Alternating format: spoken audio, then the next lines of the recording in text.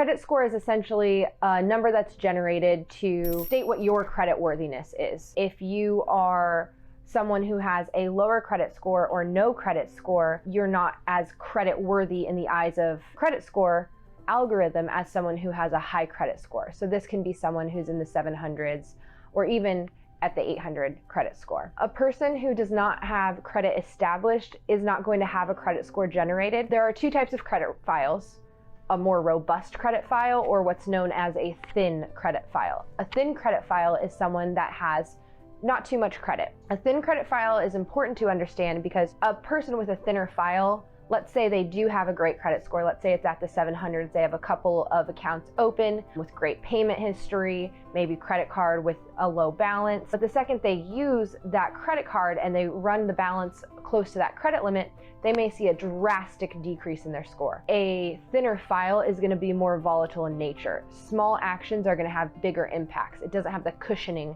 that a more robust file with a lot of credit history has. One of the things we want to do if you do have a thin credit file is learn how we can make it more robust so you don't see those drastic up and downs in your credit score.